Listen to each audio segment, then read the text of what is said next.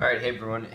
So today I'm going to be showing you guys how I set up a video for a video shoot for YouTube, for recording for a vlog, or maybe I'm doing something, whatever it is. I'm going to show you how I do it. So first I'm going to start off with kind of the gear that I'm using right now. So right now there's a couple different elements that are pretty important to starting recording a video.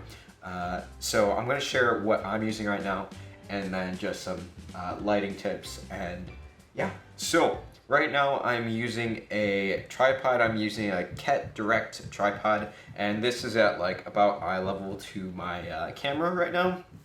I'm using a Canon EOS RP mirrorless camera. There's some videos on that if you want to go check that out. And I'm also using a 24 to 104 lens. I usually switch either between the 24, 104 F4 lens or the Canon 50mm lens. Those are just professional lenses. One's a prime and one's a zoom. I usually like a wider angle for a lot of my vlog shots and stuff like that, so I usually try not to use the 50, especially this is a full frame camera, but it's not really what I need for this type of shot. I want myself in focus. I want some of the background in focus as well. So my camera settings right now are 1/50th, for f4, and ISO of 4000. And I want to bring the ISO actually down, so I'm going to be using some lighting techniques a little bit here. I'm also using a Rode mic and a small video Rode mic. I think it's like a video mic Pro or something, but I've had that for quite a long time and it's done pretty good on picking up audio. So that's what I'm using for the we have this space right here, which is really dark actually.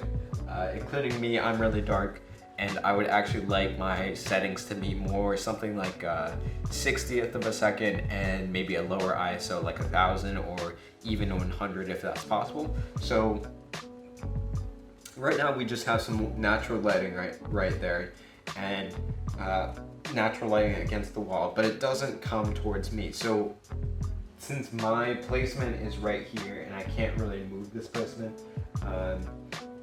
I mean, I would suggest either getting closer, recording closer to the windows, but since there's nothing really interesting over there that has anything to do with the video, I'm gonna leave it over here and try and bring the lighting more towards this way. Of course, you could shoot closer to the windows and this wouldn't be a problem, but since we're not doing that, I'm gonna be using some lights. So I got these a while ago, and I already set up all my gear and stuff. So I'm using the Limo Studio, and these have actually come in handy so much. I got them maybe three years ago, and so what I basically have going on right now, because the light, there's a lot of light coming from that direction, but there's no light over on this direction or this direction. So what I have going on here is I have the light right here and I have the light right there, and that kind of just balances some stuff out. So, and then I also have umbrellas on these guys. So let me show you what I've got going on. Let me move the camera a little bit. So this is the actual light. Now what I have is I have it above my head level. So there's this, and then there's just a fluorescent light, and then I can just turn that on and I can use the umbrellas. So the umbrellas are really good because they spread a lot of the light, and without the umbrella you would just get really harsh shadows on yourself, and that is not pleasurable. So as you can see, now it's overexposed, this image. If you want to learn about exposure, I have also a video on the histogram which I use to kind of set up this video. So as you can see, it's really bright, and that's because of our settings. So what I'm going to do is I'm going to turn down the ISO. And another thing is I just have it on auto white balance right now because I knew I was going to change a little bit of the lighting. So as you can see, I'm still pretty much in shadow. So let me just, yeah. So that's why we have this secondary light, which is the same as this light, except for, I'm going to move this all the way back to where it was, except for it's a little bit lower on my height. And I would actually recommend getting a book, a really great book that I was reading during the last 4 or 5 months, which is lighting techniques. And this may go above and beyond what you actually need to know for lighting a video, but it's super helpful in other situations. And as you can see, I'm pretty lit up right now. I would say I'm pretty good. So I'm gonna turn on the menu here and actually look at the histogram to see what, if I can. No, it doesn't look like I can. So that's kind of the lighting setup where it's like, it's 1, 2, and then 3. So there is a third light that comes with this, but it's unfortunately broken. Otherwise, I would probably have one on my face or either in the background. So as you can see, it might look a little bit dark back there, so I might move this back.